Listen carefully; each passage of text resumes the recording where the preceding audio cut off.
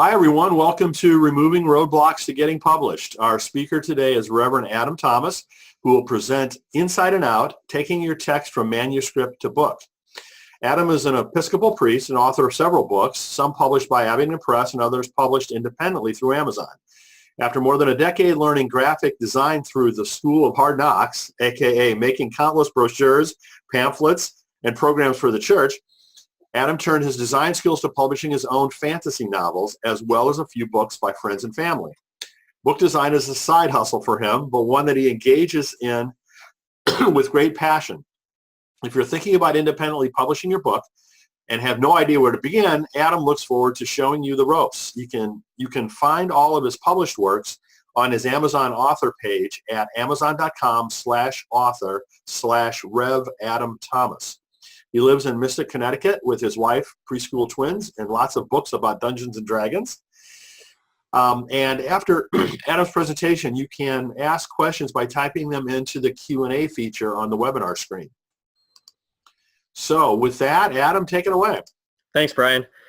All right, so here I am. I'm in my office at my church. You can see that I've got my Legos behind me, as well as my books, which I might grab down here at the when we get a little further in here.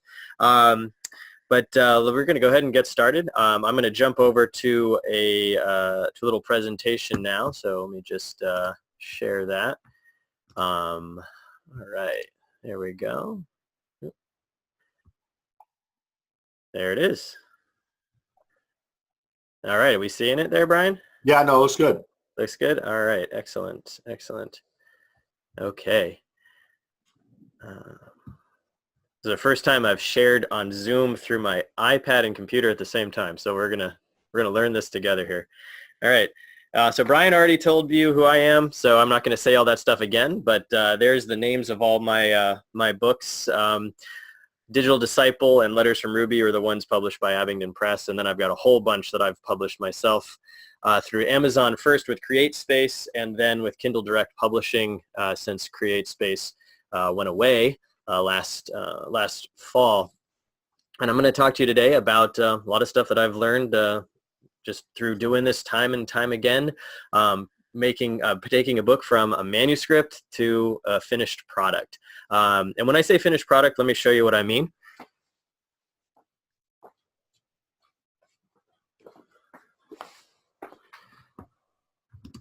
All right, so we're going to end up looking at this book. Brian, on your screen, is that backwards or forwards? I can't tell. It's forward. It looks perfectly fine. That's good, because on my screen it's all backwards, so that's good. So we're gonna look at how I created this book here in just a few minutes. But let's jump back to the thing again here.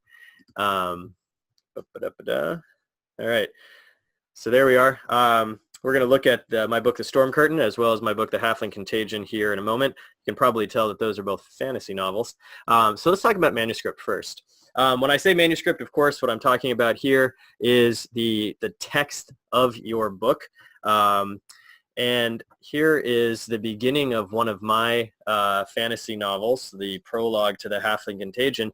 I write all of my books in Google Docs. I know it's not all that sexy to say. I don't use any of those special expensive programs to help organize all your thoughts. I just use various Google Docs, and I can get to them all by any device that I want to use. I can write anytime. It's always auto-saving. It's really good peace of mind to know that what I am typing is going to be there the next time I open it. When we talk about the manuscript, again, we are just talking about the text on the page and nothing else. It has no formatting, nothing. It's just the text on the page. And our goal when we are starting here is to move from the text on the page in a Microsoft Word document or a Google Doc or one of those fancy other softwares, and move it from the text on the page into the text in printed Word or an ebook. But we're going to talk mostly about the printed book today. So we're going to start. I tried to move my slide forward on my computer and not my iPad. There we go. So here's our first checklist today. A lot of what I'm going to say is incredibly obvious, but it's one of those things that unless you hear it said, I just realized that I'm not actually presenting this. I really do know what I'm talking about here. There we go. It's okay either way. There we go. So when we are are getting ready to move from the manuscript to the actual book, a lot of things to think about. The first is obviously we have to have the text finished. If I'm going to take a manuscript and put it into a book for somebody else, I want the final copy. I want the very last edit as close to the final book as possible, which means that already we have a content edit done. Hopefully you've used a content editor, somebody to look at your book and give you a dispassionate appraisal of it and say, here's the 19 ways that you could improve this text. It really does help. And then, of course, doing rewrites and so forth.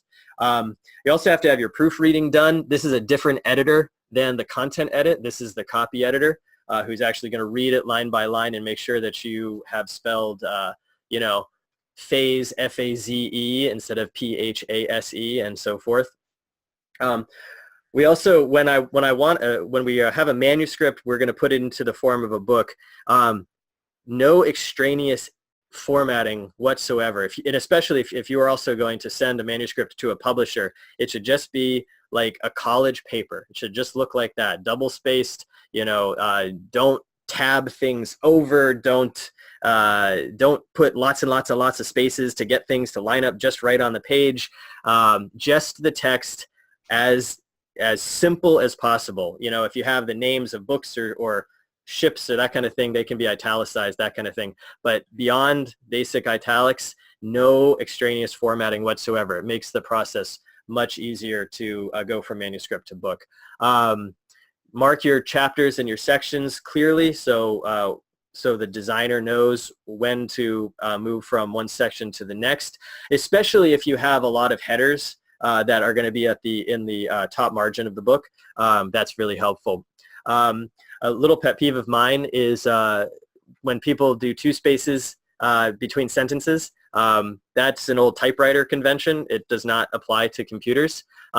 And so if that is you, you can always go to find and replace in your word processor, and in the find box put two spaces, and in the replace put one space, and hit go, and it will change them all at once, and it's fantastic. After you've done all of that, go back and read your book and do what Stephen King says, which is cut 10% of it, and you start with the adverbs. Now, this is not a webinar about actually writing, but since I'm a writer and a designer, I just need to say that. Go back, cut your adverbs, cut some of the book out, because Stephen King is completely right about that. If you read his book on writing, he'll talk all about it. It's a great book. So that's our checklist for knowing if it's ready to format. I'm going to show you, go back real quick to, this is the page of my manuscript, the very first page of the book, The Halfling Contagion, in manuscript form. Now, this is what it looks like laid out in Adobe InDesign. Adobe InDesign, industry standard software for layout of all types, including books. And so what we see here is the text laid out on the page exactly as it's going to be when it's printed. You'll notice that the margins are a little bit different on the interior, called the gutter, and on the exterior because there is a binding. And so there's lots of these little kind of things that is your designer is going to be paying attention to when they put your text on the page, when they actually set the text on the page. Let's see here. You'll see a few things here. We have our chapter title. The big A is called a drop cap. And the thing on the left, that's called an epigraph. We'll get to that in a minute. But what I really wanted to show you on this slide here, as opposed to the one before it, if you'll notice those pink lines, that's Adobe InDesign in its editor view, as opposed to what's called the publisher view. And it's showing me exactly what I'm seeing on the screen for how I'm going to lay out the text of the book. And as we go through and we look at the text of the book as opposed to the manuscript, what you start to notice is that when you lay it out on the page in an editing program, we're going to see it start to actually take on the aspects of the printed book. And let's see, what's my next slide here? Okay.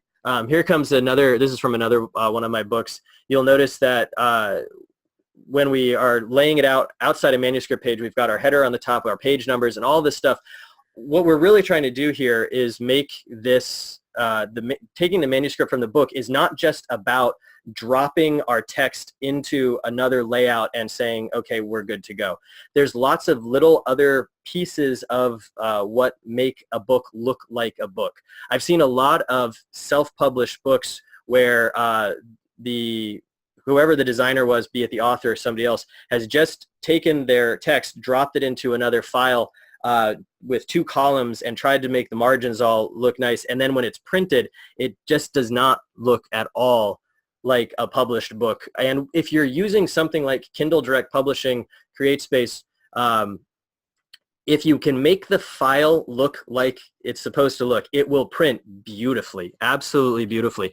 So when we move from the manuscript to the book, we have to be thinking about all of these different things. Taking just the text and dropping it into the format of a book doesn't necessarily make it look like one. And the biggest place where that happens is in the justification, because the manuscript, if I go back to the manuscript here, you'll see that this is just a left justified bit of text, and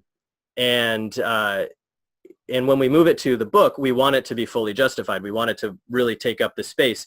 Now, InDesign has a smart justification system where it will try to keep the same amount of space between words, and other programs like Microsoft Word or other ones that are going to fully justify things, they don't necessarily do that. And you'll get some lines which look like newspaper columns, which will have like 3 or 4 words and lots of space between them. And it's very hard for the reader to read that. You want a program that's going to take full justification and really make it easy to read. And if you can't do that, it's okay to left justify things, especially if you're writing on like a website. All right, so we're going to go back here. This is like a title page for a book. You got your copyright information on the inside on the left, as well as your disclaimers and so forth, with the title on the right. When we put our book together, we have several of these elements that at the beginning of the book, we want to make sure we have all of those things laid out. As we go from manuscript, which again is just the text of the book, bringing it into book form, we have to bring in all of these other things that aren't part of the manuscript itself, starting with the title page. All right, let's keep going here. All right, I'm just going to show you this because it's a map and it's kind of cool. But you'll notice that there's a line in the middle of it, and that's because of, again, of the binding. This is the kind of thing that the designer is thinking about. How is this going to show when you open up the book and actually look at the page? All right, so we're going to go to our next checklist here. When we are ready to finalize the draft of our book, excuse me, the designer has taken your manuscript and laid it out as a book, as I was just showing you, and then they're going to send you a proof. You have to read the entire proof. I know you've read your book 100 times and you don't want to read it the 101st time, but you have to read that proof just to make sure the designer didn't miss words or drop a paragraph here or have some extraneous text here. There's a funny story in my book, Letters from Ruby, which was published by a traditional publisher, Abingdon Press.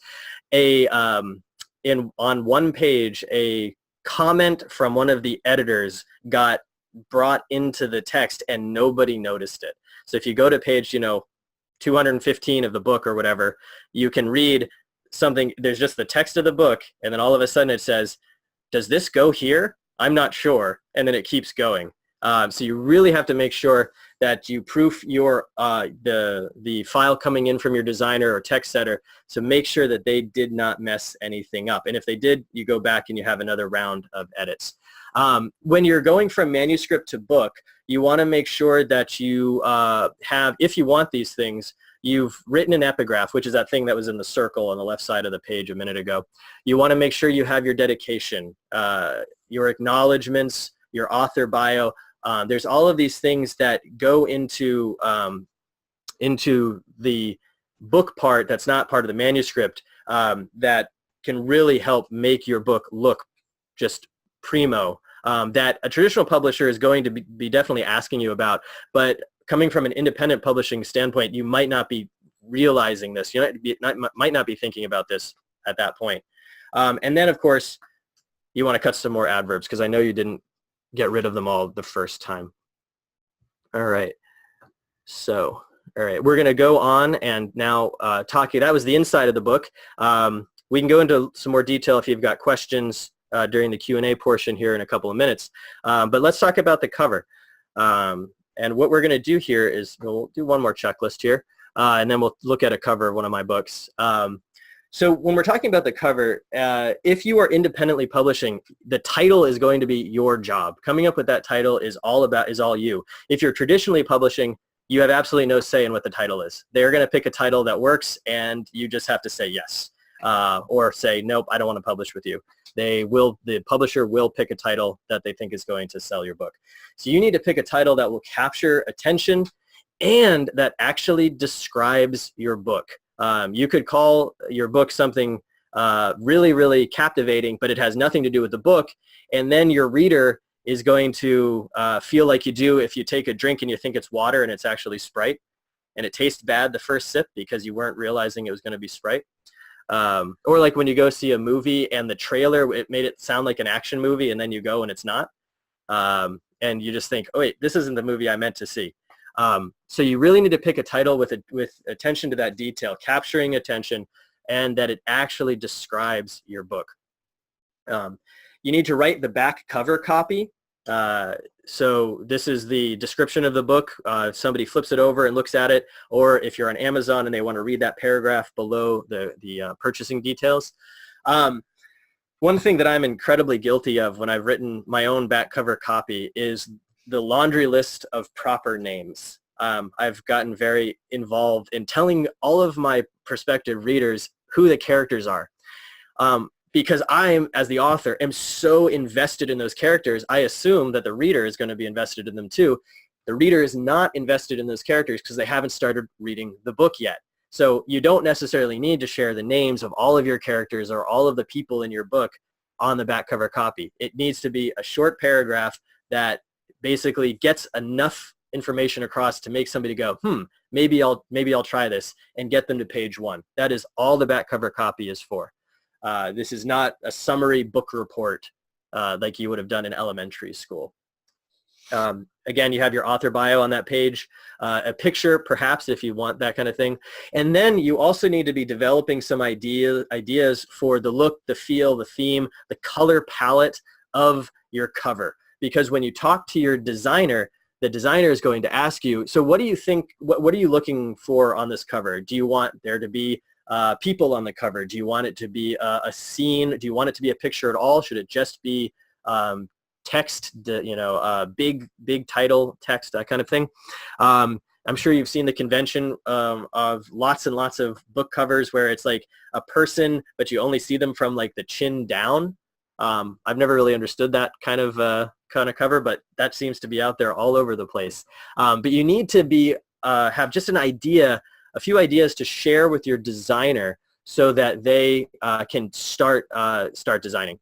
Because if you just say, yeah, make me a book cover, they have nowhere to start from, and the first thing that they give you might have nothing to do with what you really want. So you need to be able to communicate at least the general feel, the general idea of what you're looking for, so that they have a place to jump off from. Because the designer, as a creative person, needs just that kernel to be able to then go and have that the seed bloom into the book cover. All right, so I just want to show you my process for developing the cover of my book, The Storm Curtain, which I showed you before. So when I was thinking about this cover, I did it again. I pressed the wrong keyboard. There we go. Here's the cover of The Storm Curtain. And if you read that back cover copy, you'll notice that I did add a few names that I probably didn't need to, but it's published now, and that's the way it goes. So when I was thinking about what I wanted this cover to be, I knew that I wanted there to be the actual weather element called the storm curtain that's in the book on the cover. I needed that visual to be there. I really wanted that visual. And I also needed it to look kind of magical. It needed to be a storm that didn't really look like it would have looked just in a thunderstorm that you could see outside your window on a rainy day. And so when I started to think about what I wanted this cover to look like, I said, okay, I need to start with just a picture of the sea, a choppy sea. And so by using pictures from free internet sites, my favorite being unsplash.com, unsplash.com, Unsplash. All of these are free to use pictures, and you can take them, you can remix them, you can combine them in any way you want, and it's a fantastic place to go for free images. So you start with just a picture of the sea, and I know I need to make a storm, so we start to load in some more pictures. So we have a bolt of lightning in the background. Now if we stopped here, this wouldn't look very good, but as we continue on, you'll see how we add layers to really put some depth into the picture. The next layer that goes in is going to basically turn the water purple because we want that purple sheen to make it look a little more magical. So now we've got a little darker sea, it's a little stormier. We see that depth kind of coming into the background in the lightning in the back. And then we start adding some more visual elements, just the big crack of lightning in the front. And then we add one more picture in order to finish the actual image. And now you can see that original kind of that orangish yellow bolt of lightning is way in the background now, just giving it a little bit more depth in that picture. And it really looks kind of like a magical storm here. This is not just a weather event. There's some kind of magical property here. And then we have, again, the back cover copy and the logo for the book. I knew I wanted this to be kind of like it was being backlit by the storm. So again, it's kind of that black and purple look to it. And the bird is an image from the text. So that was brought in as well. And that ends up being the full cover. You can see how the image in the background is designed to support the name of the book and hopefully give the reader kind of a cover that might make them think, oh, this looks really interesting. I haven't seen a storm like this. I haven't seen an image that's evoking this type of text. Let's see. So my cover design philosophy is sort of find like a color that is really going to be the dominant color on the cover. This one is purple. My book, The Halfling Contagion, I showed you a page of earlier, is yellow. Really make it stand out, because as people are scrolling through Amazon.com looking for books, they need things that are going to pop out at them. This one I don't think pops quite as much as the other one I could show you because it's just yellow. It's very, very yellow. But you need to be aware of that because there are just so many books out there. Getting people to buy them is a challenge. All right. How many more minutes do I have, Brian? Like a couple more? Yeah, absolutely. Okay. And, don't feel constrained by having to end at a certain time. Okay, great. Okay, because we're about to jump over to, I'm going to just preview Kindle Direct Publishing for people because this might be a part of the presentation. I think everything I've said so far is completely common sense. So hopefully this part of the presentation will be a little bit more enlightening for people who already know all the stuff that I just said. Kindle Direct Publishing is where I used to publish my independently published books. Once you have the final PDFs from your designer, you're ready to publish, sort of. You actually already need to have set up the file on Kindle Direct Publishing because that's where you get your ISBN, and the ISBN needs to be in the text of the book. So you can't, it's kind of a chicken and egg thing. You need to at least start the process on Kindle Direct Publishing before you have the files. But we're going to pop over there right now here. Let's see here. There we are. All right. You seeing the Kindle Direct Publishing now, Brian? Yeah, sure. I sure am, Adam. Okay. So here is my, I'm trying to move this. There we go. Move the Zoom thing out of the way. All right. This is my bookshelf on Kindle Direct Publishing. Hopefully there's no private details on here. I don't think there are. And as you see here, we have my books that I've done on Kindle, several of the fantasy novels. There's The Halfling Contagion, as well as a few of my Bible studies, and so on. Alrighty. What I'm going to do is just really quickly walk you through the creation of a new book. So there we go. All right, so here we are in, we're creating a new paperback. And I have a book that's going to be coming out in April. It's the third of a series of fantasy novels, and it's called True Sight. So we're going to put that in, and it's from a series called The Shields of Suluril. All right, there we go. So we'll put that stuff in. I can do this again later. I'm not going to bore you with all of this stuff, but it's very, very, I just accidentally showed you where I live. That's okay. Everybody knows where I live because I live next door to my church. There we go. All right, and then of course we can add our description in here. I wrote this book, so it's mine. I can put in a bunch of keywords. These are pretty important because when you're on Amazon, people might search for books based on their keywords, and you can put in a whole bunch of different ones that are going to help people find your book.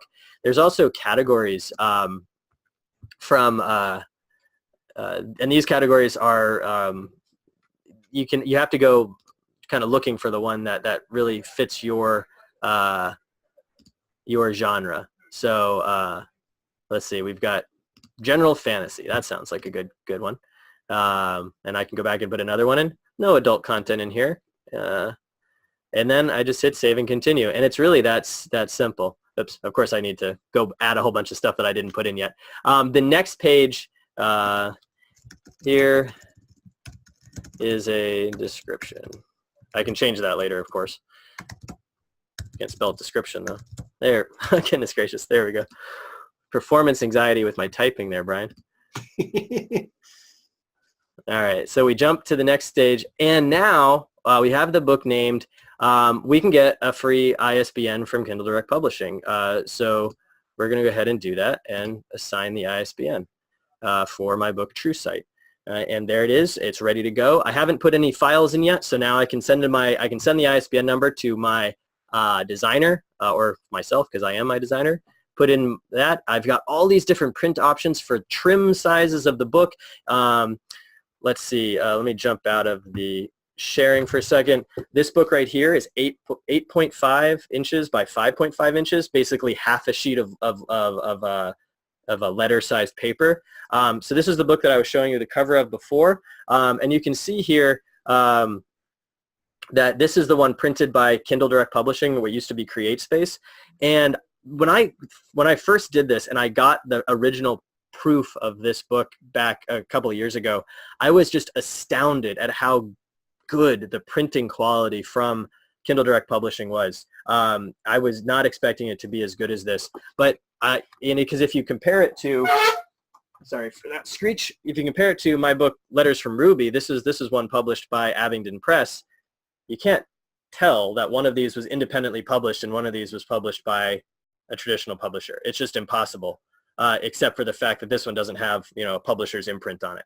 That's really the only way you can't tell. The actual text of the books, the feel of the books, they feel exactly the same. I'm just so enthralled by the independent publishing realm because of this. And while I still have a relationship with my traditional publisher, being able to put out stuff that I just want to do myself is really, really great.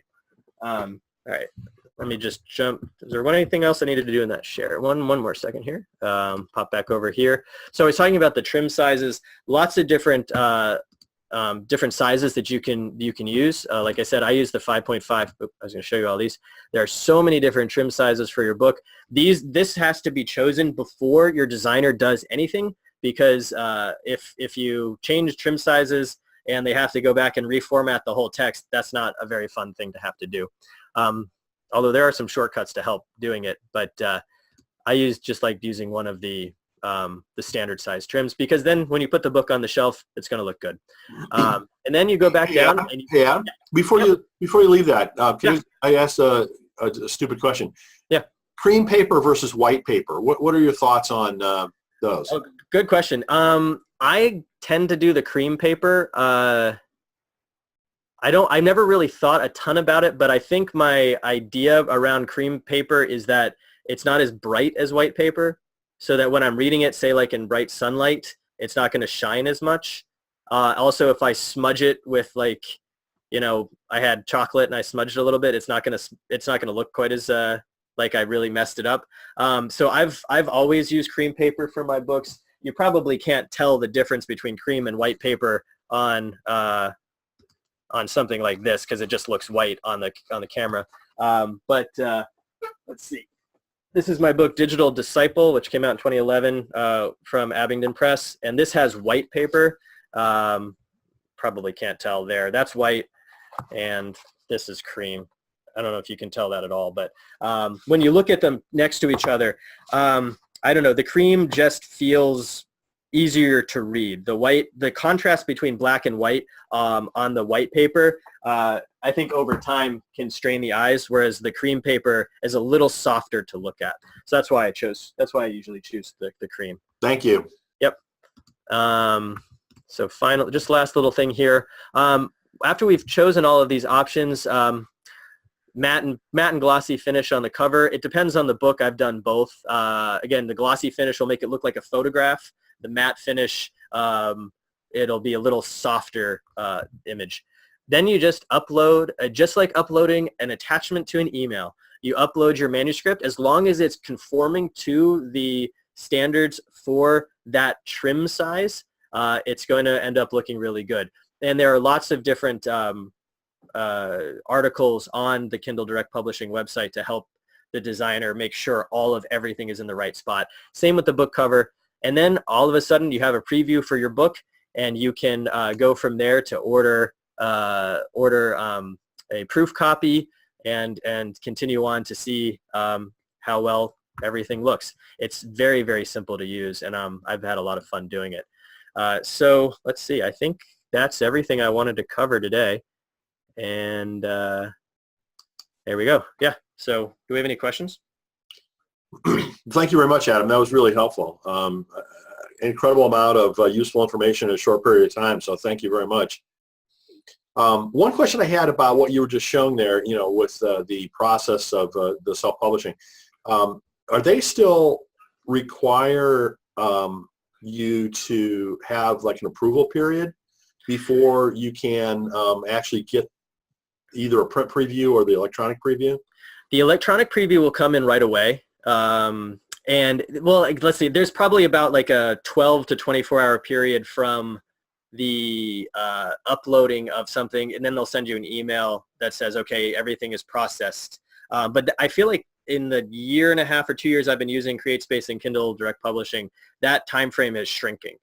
It's really, I will say that the better your manuscript is, the better it conforms to their standards, the faster that turnaround process is.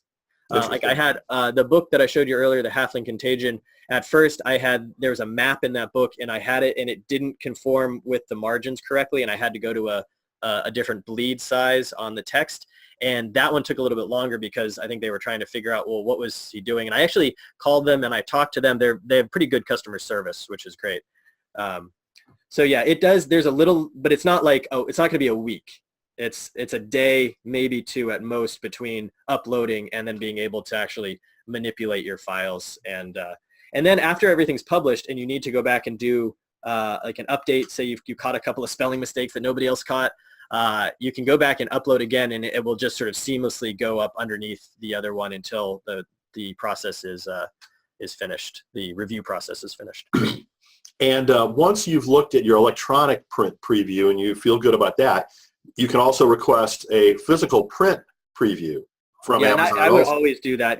I would always want to hold the book in my hand. The electronic preview, I can actually show you one here. Let's do that real quick. Well, while you're doing that, let me answer one of the other questions that came in, which was the website for the free images. It's called Unsplash. Yeah, I'll pull it up here in a second. Okay. Unsplash.com. It's a great website. Here, let me just see if I can, I'm not sure if I can look at something that's already published. Yeah,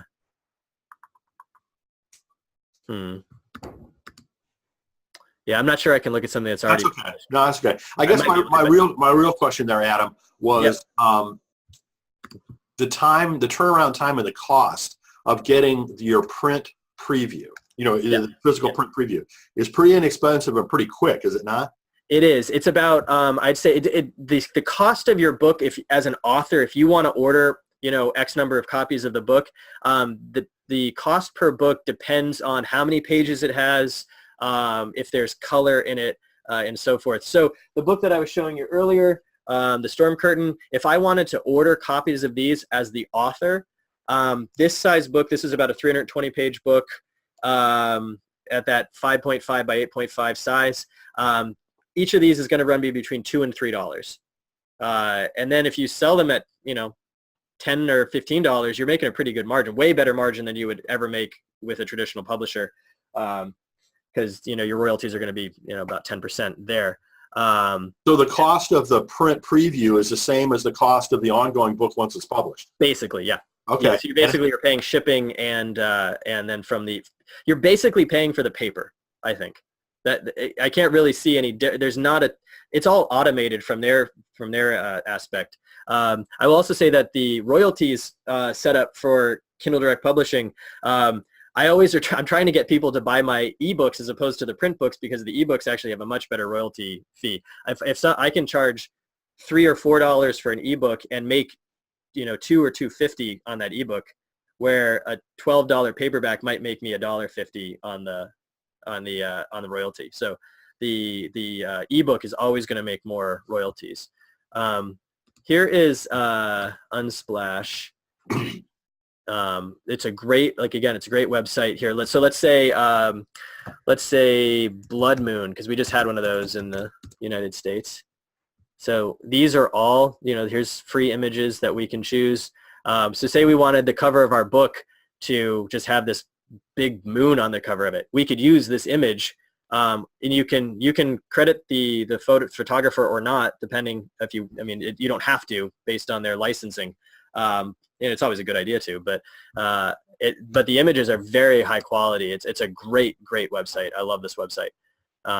There are a couple of others too that I've used before, more for memes than for book covers. But Okay. Pexels, Pexels, is one of them, and another one is Pixabay, Pixabay. Yep. Those are both widely used in terms of free images, but they may not be the same quality as what you're describing for book covers. The Unsplash ones tend to be more landscape-esque. There's some with people in them as well, but a lot of it has, you can search, if you search like the word mountain, you're going to just come up with some absolutely gorgeous pictures of mountains. Real quick, I'll show you one of the books that I've done on Kindle Direct Publishing. Let's see if I can get to it real quick here. So we are now on, this is my website, wherethewind.com. Something about my books here. Where's the one? That went to Amazon. That's not what I meant to do. All right, sorry. Just to show you some more Unsplash pictures. I did a little picture book for my kids when I was teaching them the Lord's Prayer. Let's see here. Can you see, is that showing big on your screen now, Brian? Yeah, it looks good. Okay, so this is my book, The Lord's Prayer. I did this one on CreateSpace. It's got these are huge images. They're full bleed, which means they go to the edge of the page. And these are all images from Unsplash. Very cool. Really, really cool. I love that picture right there. So this is just a little book I did to teach my kids the Lord's Prayer, and it prints gorgeously. I now give this out to every family for a child that I baptize. How cool. At my church. So I guess one of the things that you're saying, which is really good for people to know, is that the quality of a book that's created by Amazon, Kindle Direct Publishing, is not just good for text, but also good for images inside. It is, yeah. I was really surprised by the quality of the color images. Looks like we got a question in the chat as opposed to the Q&A, Brian. Yeah, I just saw that too. how is the purchase price determined, by Kindle or by the author? Yeah, so the author gets to set the purchase price. There is a minimum threshold based on the page number, the page count, and basically at that minimum threshold, your royalty is going to be minimal. The more you add to that purchase price, obviously the higher your royalty is going to be. So like I said, the book like The Storm Curtain, which I might sell for, I think it's $11 on Amazon right now, I will get a royalty of, I think it's $2.15 or something like that. It's not, you know, it's more as a percentage of the book. It's more than I would be from a traditional publisher, but I also don't have their marketing departments. So this is another one of my fantasy novels. This is called Torniel, and it's longer, as you can see. It's longer than The Storm Curtain. So if I sell this book at the same price as The Storm Curtain, it's going to have a lesser royalty because it's another 60 odd pages, and that's going to lower that royalty ever so slightly. We're talking a few cents. And so the upper limit, I don't know if there's an upper limit for how much you're going to charge for a book, because, you know, obviously if you charge too much, nobody's going to buy it. But so for a paperback like these, I'm charging, you know, somewhere between $10 and $15, whereas the Kindle editions are more like $2 to $5. And just depending on the royalty structure, it's all based on how many pages there are in the book. That's really all I can determine. It also has, there's one other thing that determines it, and it's the distribution, the wideness of your distribution. If you're only wanting to distribute the book on Amazon.com and its, you know, other international partners, Amazon.co.uk and so forth, that's going to have a slightly different royalty structure than if you also want the book to go out through book distributors to bookstores. Does that make sense? Yeah, no, absolutely. And on the one other thing, on the actual ebooks, on the Kindle books, they have two different royalty structures. One is a 70% royalty, one is a 30% royalty, and it depends on whether or not you offer your books to be part of their library. That can be like loaned out. I'm pretty sure I'm right about that. That's the unlimited viewing library. I think that's the difference between the 30 and 70%. Yeah. And I have everything. All of my Kindle books are in that. I want people to get them in the library because I want people to read my book. Whether or not they buy them is secondary, because the more people that read it, if they like it, then, you know, it's word of mouth is really the only way that we're going to get our independently published books out there. So we have a couple of additional questions. One is, does Kindle Direct offer marketing services? You know, that's a great question. I'm not sure. I've never used them if they do. I'm going to pop back over there.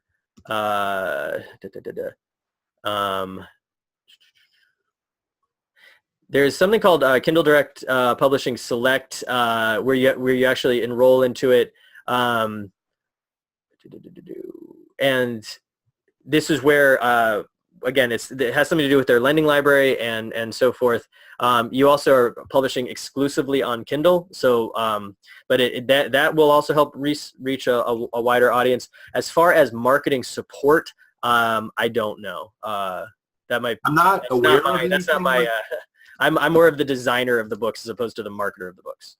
I'm not aware of anything like that, Adam, Okay. personally, but I mean, for those of you that don't know, Writing for Your Life does that. There you go, plug.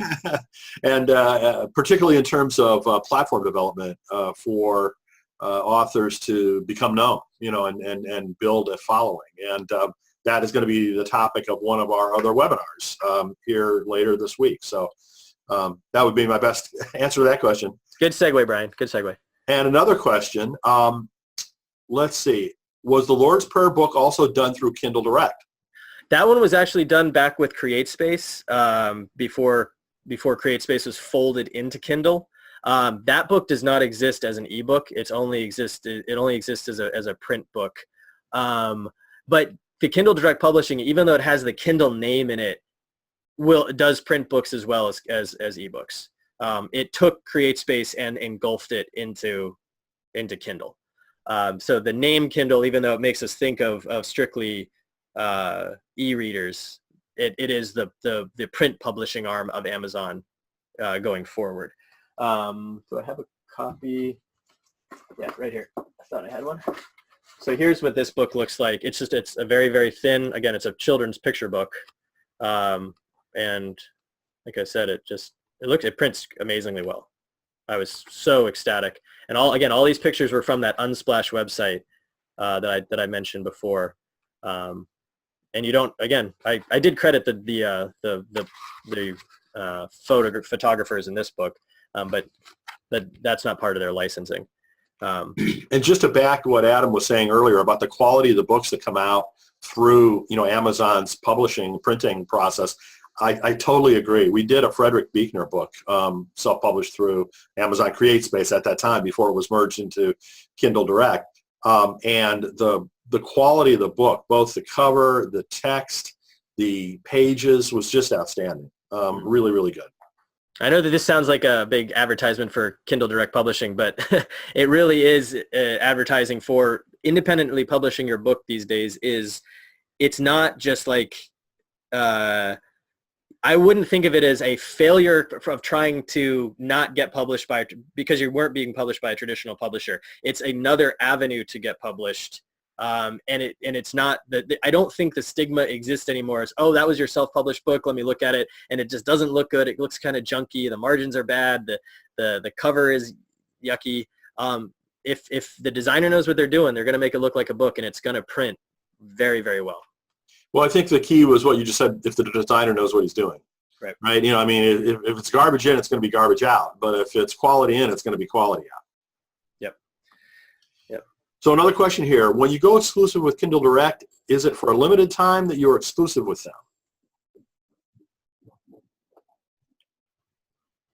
I think it's per project. It's per book, I think. Yeah. But once you commit a book to be exclusive with Kindle Direct, then that book, is that forever, or can that be made unexclusive? There's a period of exclusivity where you cannot distribute the book digitally, and this is just digital. It doesn't have to do anything with the print copies. It's just the digital ones. You can't distribute the book anywhere else. Electronically. You can't do it electronically. You can still distribute the physical one. And I'm just looking at their website right now. It's per project, and there's a period of exclusivity, but I'd have to go dig into the terms and conditions to figure out how long that is. Yeah, I don't know the answer to that. Yeah, but I've done that with all of mine. I have no desire to try to distribute them on my own website. That's what Amazon is for. So I've always gone with the select because of the higher royalties. Good. Yep. Well, Adam, I want to thank you so much for joining us. This was just an excellent presentation, extremely useful, and thank you for that. And for those of you that are subscribing to the webinar series, our next webinar will be this afternoon at 2 o'clock with Margot Starbuck. So look forward to seeing you then. Thanks, Brian. Thank you.